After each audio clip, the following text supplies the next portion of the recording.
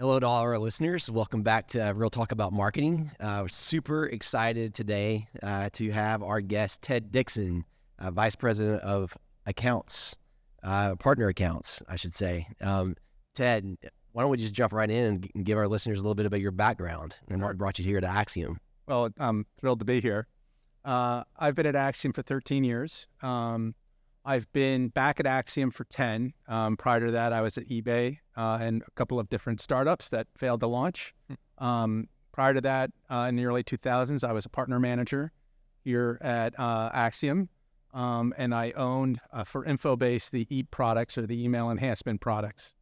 So it's been an interesting journey for me. The partner account team owns the business and commercial relationships with our adtech partners.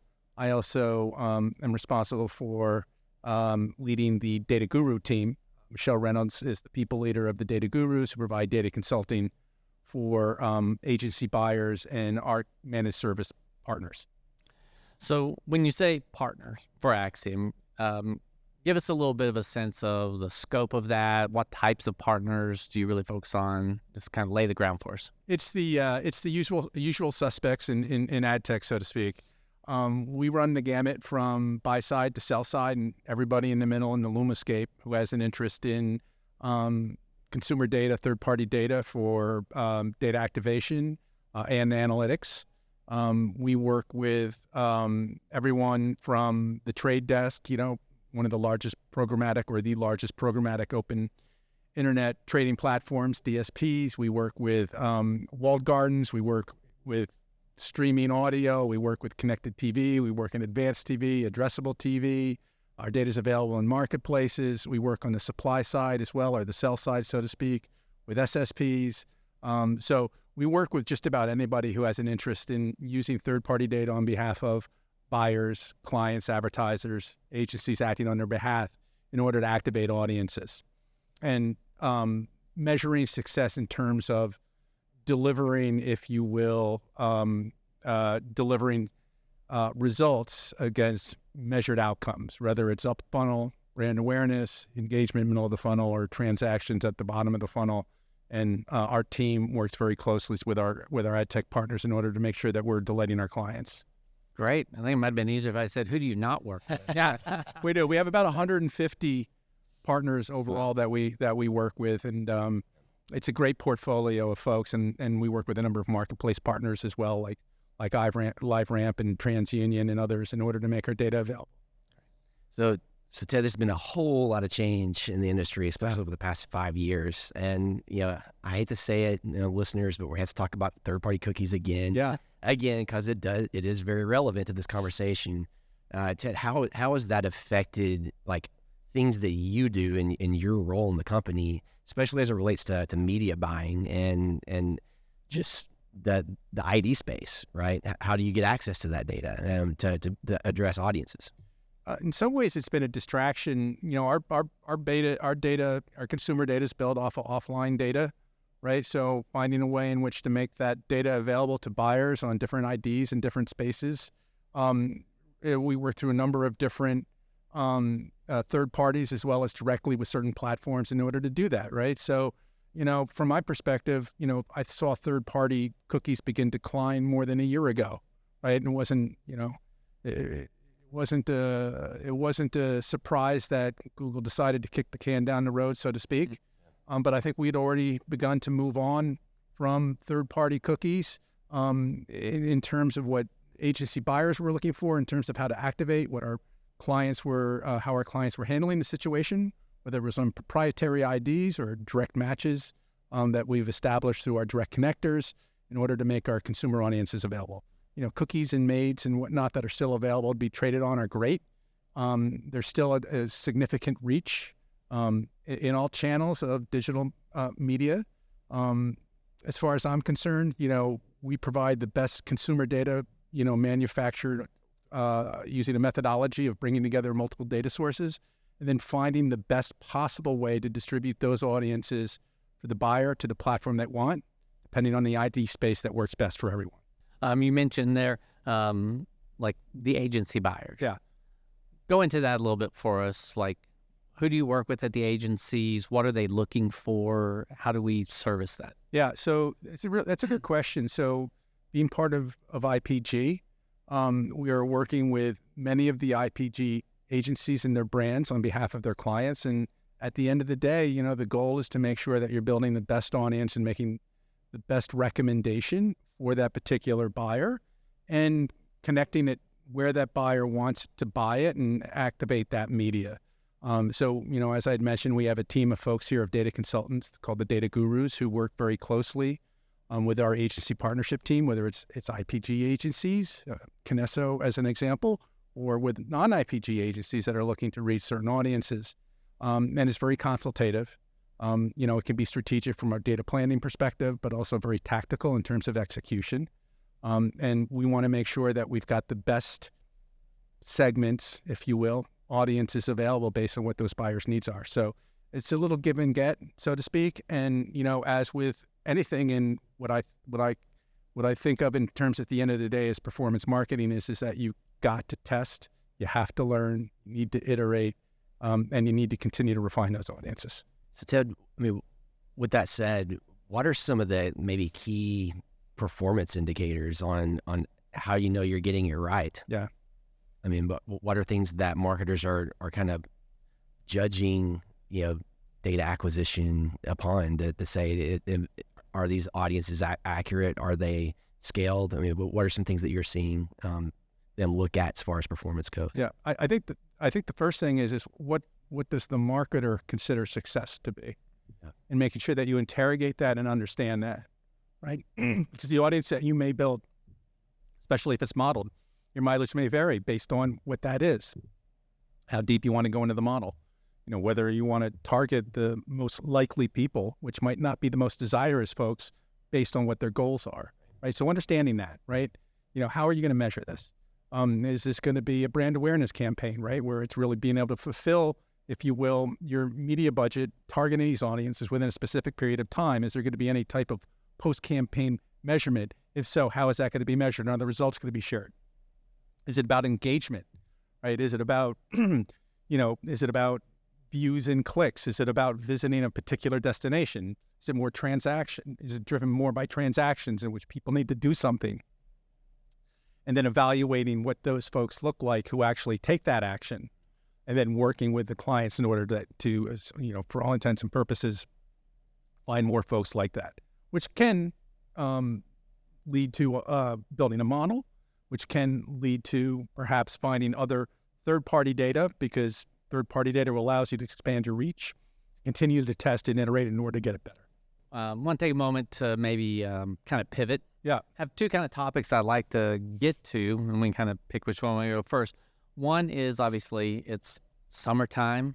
I love your shirt there. Thank you. Very summery. My wife picked it out. Tried to go with the same theme myself. There you go. But we've got cans. I like the toucans. Thank you. Cans. I'm yeah. really sure. Yeah. We have cans. So right. you're at cons. Yeah. And so that's a huge event for the industry. Yeah. So I want to talk a little bit there, especially from a partner perspective. And then the other side is the other big thing going on is obviously upfronts and addressability and all the upfront work there. So why don't you first give us a little recap, your take on cans? I think it is, first of all, it's lovely. Let's just get that out of the way. There you go. It doesn't suck being there. Or maybe I should just say it's such a wonderful experience. When I think about where I want to be at certain times of the year in order to speak to folks, I think at the beginning of the year, I think about CES as kind of the starting gun, so to speak, in terms of what are we going to do this year, right? And you've already done your pre-work at the end of the year in terms of business planning for 2024 or 2025. There are other, possible and ramp up, which are great places to go and meet folks. But Cannes really, for me, is kind of the mid-year check-in. How are we doing? The people who make decisions are all present. From my perspective, folks are engaged. If you put the pre-work in, if your team puts the work in, you can go into a 30-minute meeting and really accomplish a lot with people who are empowered to make those decisions. And then getting back from Cannes after meeting with all the folks that you've met there, it's taking action on what those next steps are. we had a team of 4 folks from the indirect business. So think of it as digital third-party consumer data. From our team there, we had 50 plus meetings over the course of the week, substantive meetings, networking events, dinners. It was great. And, as far as, the industry, it's a who's who, and you run into people that you haven't seen in a long time. I find it very productive, but put the work in beforehand, put the work in while you're there, put the work in at the end of it. You've got decision makers, know what you want to accomplish when you get there. And I think it's a great conference. I really do. Man, I definitely want to go sometime. So thanks for making me jealous. I have some pictures. Yeah. If you'd like to see them, that's okay. Those decisions that are being made, just so our listeners that might not understand kind of what's going down there, especially in your role, it's like, are decisions being made on like Kyle mentioned the word upfronts? Are they still buying media like towards the back half of the year? What decisions are happening in places like that? Sure. So, I can't necessarily speak for, kind of the media agencies, although we were often present as part of the IPG family, if you will, when we were meeting with many of these our ad tech partners, because we all share a unique interest in making our clients successful. And but in terms of what I found was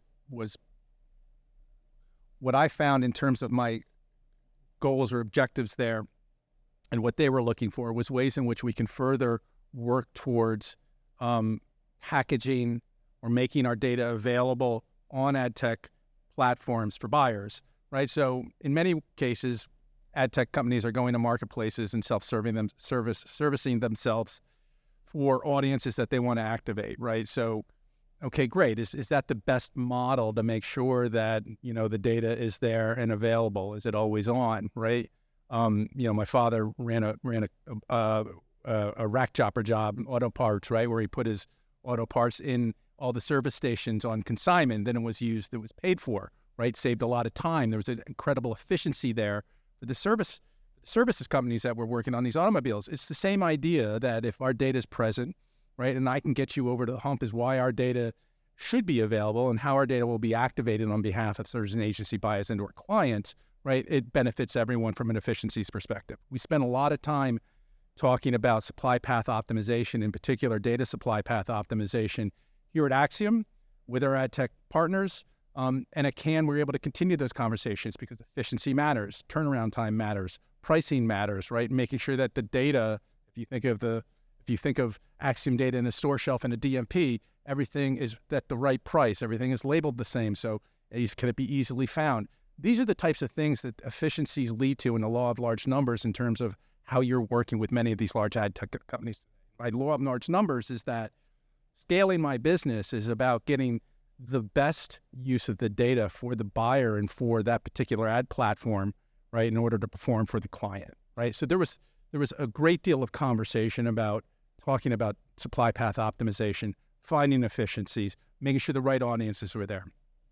And I'd also be remiss not to mention that we've also launched Acxiom Health, where there's a great deal of interest in this new Acxiom product that is performing very well, and how we can make this available for folks, right? Because there's off-the-shelf audiences which can be stood up in a marketplace or in a DMP, and there are also audiences that need to be distributed as custom distribution. So how can we help you in order to make sure that you're getting the right audience, right? And we're getting distributed in a way that's efficiently arriving where it needs to go. Yeah. So very much operational efficiency, and also listening to what people have to say. How can I do a better job? Yeah. So kind of on that vein of the operational efficiency side, it seems though there's kind of counter to that, there's this proliferation of things like retail media networks, Yep. There's commerce networks, there's direct connections, direct buys. How's that impacting you? How do you see that within the ecosystem? Is it complicated things, or is it kind of business as usual? It's always been complicated, but at the same time, though, it hasn't been. It's always been complicated, but my job and the job of my team and the people who make audience recommendations is to make what may be complicated easy, right? How do we make it easy for someone to activate an audience, to find the audience they need, to get it to where they need to activate that audience with media. And supply path optimization and working with retail media networks, working with walled gardens, working with streaming audio, working in different ID space, that can be complicated, right? But it always has been. But but it's our job to figure out how to make that the most efficient in order to be able to accomplish that. Are you seeing, or was always like Snowflake, Databricks, these kind of data marketplaces, when you talk about like efficiency in the flow of access to data and maybe even security and data, are you really seeing brands adopt that in their media strategy? It's like, if I think about, a massive advertiser having their data in Snowflake and maybe a publisher also like Disney or something having their data there. Are you starting to see that kind of take root where they're leveraging these data marketplaces to literally transact and buy media? I think you're seeing it first on the measurement side, right? I think that's where, in many cases, I think the use of clean rooms is the first kind of, let's make, we need to measure to show success. Right. Clean rooms are certainly helping to enable that and add efficiencies there.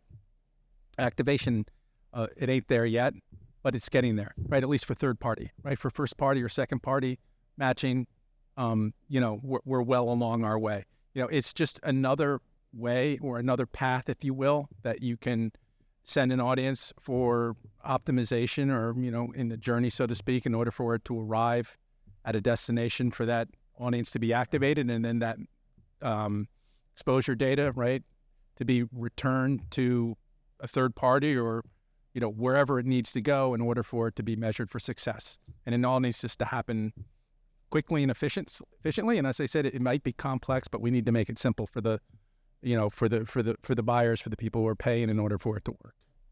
Yeah, it's an interesting observation there, and certainly plays into like the announcement at Cannes from Disney, around Bridge ID, and which is really based on their clean room architecture, which is built off of Snowflake largely. And then looking at, obviously, LiveRamp, purchase of Habu, and really bringing that out as a collaboration platform.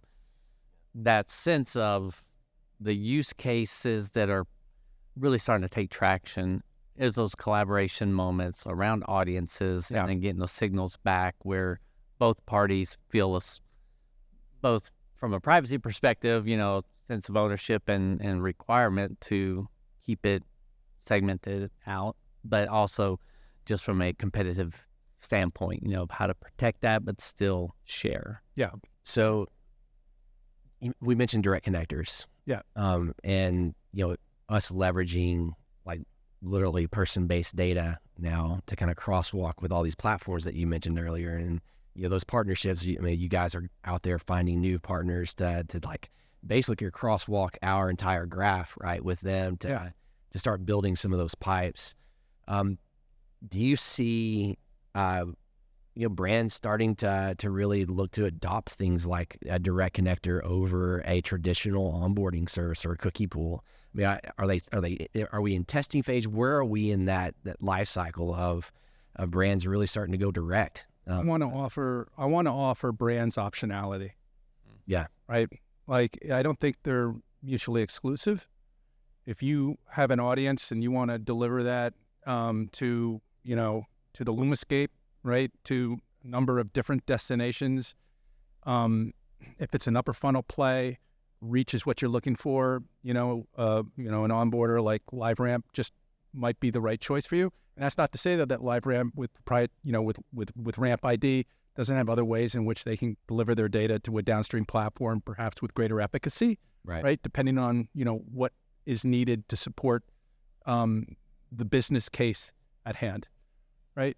Just as I say also is that the direct connectors that we've built, right, with our partners based on a direct PII-based match, right, is the or the option that our clients have in order to be able to deliver data. And you may send it to LiveRamp and onboard it and send it to 2 or 3 different destinations. You may choose to send it to a retail media network that we've built a direct connector with for a different use case. So, if you're a financial services company and it's all about upper funnel ITA office, it's all about upper funnel marketing, or if you're looking to do kind of mid-funnel engagement, you may find onboarding works just fine. If you're looking to work with bureau data and credit card offers, right? Whether it's presentment or representment, you're going to need to have a level of efficacy that meets all of the, benchmarks that, the Fair Credit, the FCRA requires, right? And we can do that through direct connectors because we can connect with certain partners with a level of precision that we're certain that we're delivering that particular offer to that particular person, right? So, I look at direct connectors as not onboarding. I just look at it as a way in which we can provide our clients with choices and helping them to decide what's the best way to get that audience out there for their own business needs and not to limit, if you will, the decisions that they have. And I think the direct connectors that we have are wonderful, right? In the way that you can match audiences, whether it's at an individual or a household, right? And as I had mentioned, like the level of efficacy that you can have to make on the match based on what you're matching, right? Are you just matching on hashed email addresses? Are you matching on full address, mobile numbers, whatever it may be, in order to improve, or if you will, move the scale, move the needle, so to speak, on terms of what you're looking to do in terms of the reach around that audience? You have the level to you have the way to dial it in or dial it out as needed. So I look at just the way that you'd ask me about retail media networks or gardens in the past is I just think it's look for Acxiom and for our clients. I think this offers a lot of options based on what their needs are. And if you can really think about a platform that you're building around customer acquisition as an example, or new credit card acquisition, right? That's what you want, right? You want that opportunity to be able to pick and choose where you're going to send it and how you're going to send it and how it's going to get there. And then let the agency buyers and the other folks figure out what the media buy is and align those strategies around the first party data that's being used, right? And pick the connector that works best for you in the ID space too. Yeah. So this morning I saw a post from Luma Partners, and it said adtech needs to consolidate. Yeah. Right. And it was like, so you're in the midst of it. You've got 150 partners plus that you're working with here. What's your take on that? What's your view of the market? Do you think there's going to be some consolidation? Do you think it's going to continue to really go the opposite direction? Man, explode? I've been at this for a long game, a long time. I think it's just going to change. It's just going through a transformation. I really do. I think there's going to be new business opportunities that are going to present themselves. I think AI is adding, a whole new look to everything. Data-driven marketing is not going to go away. Companies will come and companies will go. Companies will make business decisions, right, based on whether or not they want to be in the business or not. I've been at Acxiom for a long time. Acxiom's been around for a long time, and the way I see it is that there's still going to be a need for consumer data. There's still going to be a need to be able to take first-party data, put it on an ID space in which it meets the business needs for whatever the goals and objectives are for the client, for the advertiser. And that's not going to go away. So for me, it just looks like more opportunity, quite frankly. Totally. I like to actually flip it on its head. It's like as consumers, not just as brands, I'm looking to always need new things. My clothes are going to wear out. I need new clothes. I need new shoes. There's going to be things that I'm interested in or might not even know that I should be interested in. And that's where marketing fits in. It's that communication between those, producers of the products or the content and the consumer. So I agree with you wholeheartedly. There's always going to be a need for someone to kind of enable that communication. I don't think value exchange. Yeah, I don't think anyone minds when they get it right. Right? Like I can tell you though, when I go out to the mailbox and I get that, that mail piece that cost a buck or two for somebody to put together and it's wrong, right? Like that's, I feel sorry for whoever spent the money on it. Yeah. Right. But there's nothing better than when I get a well-directed advertisement, whether it's in my inbox or it's online, right, that really is thoughtful, right? Because it matters and it does drive me to whatever the next stage is in the funnel that they're looking. We're going to move you along an engagement, or we're going to move you along to a transaction. It matters. It still does. I still want to be delighted. I think everybody wants to be delighted. They want to feel special. Yeah, awesome.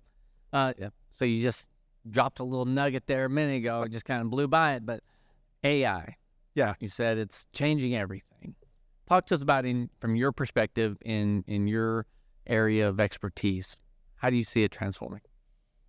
Well, there's, I can share with you an interesting conversation. I have somebody who worked on our Data Guru team. They are concerned about, is AI going to, make all of the, decisions about which audiences need to be built. And the way I think about it is that if AI can help us to make smarter decisions and take the time that we otherwise would spend having to comb through a taxonomy or use a search tool in order to fine-tune an audience recommendation and spend the time with the client to help them understand why this audience recommendation is the right recommendation for this campaign, the better use of that person's time as a data expert is doing that, right? So AI can certainly help us to be more efficient, right? And can make better and smarter decisions, right? So a little bit of art and science here in terms of just operationally making us better at what we do. I'll leave the questions about whether or not it's going to take over, ad serving and data-driven decisioning. But I certainly welcome AI. I am asking everybody on my team to get comfortable using it every day, right? Shouldn't be scary, right? It's something that that offers a lot of promise for us in the future. So, I'll leave it for all the other folks to talk about how it's going to impact all of the decisioning that's being made in the programmatic world or otherwise. But I can tell you from an operational perspective, I think it's really going to provide us with a lot of opportunity to just do a better job. Yeah. All of that perspective on augmentation versus replacement, right? It's just a tool that can really augment and help people do more and be more efficient at that. You're talking about the operational efficiency that you're looking across the ecosystem and applying it very directly in just an How much time can I spend with you helping you to understand the value of what you're going to buy from me or. Yeah, great. So one other topic that I feel like we have to talk about in your kind of field and media buying and things like that is, addressable TV. Yeah. So, we're kind of getting to a place where it's literally a screen to screen, right? Whether it's the TV in your house or your smartphone or your, laptop, or it's just another screen. Are you starting to see, budgets really shift in that direction because, it is engaging more than just one person in the home. It's probably, consumers are engaging in a time of peace and happiness on their couch, maybe, rather than at work over a small screen. Are you starting to see that as a more dominant channel? I am. However, I believe that attention needs to be paid to the marketing mix and to the channels that are being used in order to communicate to folks. And I think that there is going to be a great deal of work, and certainly AI can help us out here in terms of how to optimize, right, your media and how to optimize your data buying depending on where you're getting the bang for your buck. I think attribution is going to live in different ways, in different forms across different channels, right? Certainly in terms of streaming TV and streaming audio for that matter, right? Those are engaged audiences, right? Or at least in terms of, whether or not someone's sitting down and actually watching and/or listening, I think is up for debate. But certainly the audiences that are receiving that, right, and receiving the messaging in different ways, I find it's very impactful, and it always has been a very impactful medium, right, in order to advertise, in order to communicate to folks. So I certainly see the shift, feel the shift. I feel that, like, in terms of the number of, like, impressions that you're seeing overall, you see certainly a diminishment there as we switch away from programmatic, so to speak, in terms of cookies and maids and to other, channels such as advanced TV. But at the same time, I think there's greater cachet to some degree in that channel. But I think all channels still really matter. Really do. Great. All right. Well, unfortunately, we're running out of time. We always seem to get to this point, and there's always so many more topics that we can address. We've kind of moved this year to a new kind of wrap-up question for you. Okay. Throw at you here. So if we fed all the data about Ted Dixon into an LLM AI, what are the 3 words it would produce to describe you? Interesting, curious, and hopeful. Hopeful. I like that. All right. Yeah. Well, good. All right. Well, Ted, thank you so much for joining us. Thank you. I appreciate it. No, this is great.